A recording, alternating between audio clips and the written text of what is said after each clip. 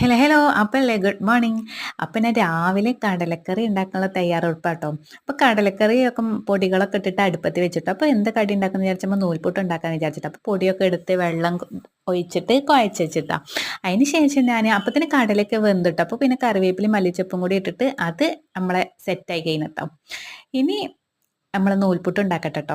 അപ്പോൾ ഞാൻ മാവൊക്കെ അതിലിട്ടിട്ട് ചില ദിവസം പ്രാന്താട്ടോ നൂൽപുട്ട് ഉണ്ടാക്കുമ്പോൾ. നിങ്ങൾക്ക് അങ്ങനെയാണോ? എനിക്ക് പ്രാന്ത് പിടിക്കും ചിലപ്പോൾ. മാവ് റെഡി ആവില്ല. ഇന്ന് പിന്നെ എന്തായാലും അടിപൊളിയായിട്ടുണ്ട് ട്ടോ. ഇന്ന് കണ്ടറിയാം നല്ല സോഫ്റ്റ് ഉണ്ടാവും നിങ്ങൾക്ക് മനസ്സിലായിക്കണം ട്ടോ. അപ്പോൾ ഞാനത് വെച്ചിട്ട് മേലെ വെള്ളം വെച്ചിരിക്കുന്നത് കാറ്റ് കിടക്കാതിരിക്കാൻ വേണ്ടിയിട്ടാട്ടോ.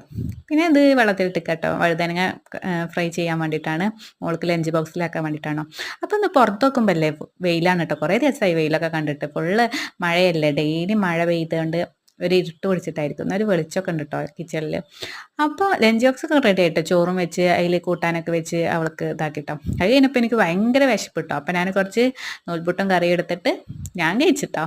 അങ്ങനെ പിന്നെ പാത്രങ്ങൾ കഴുകാണ്ടായിരുന്നു, അതൊക്കെ കഴുകി വെച്ചിട്ടോ. അപ്പോൾ ഓക്കെ, ബൈ.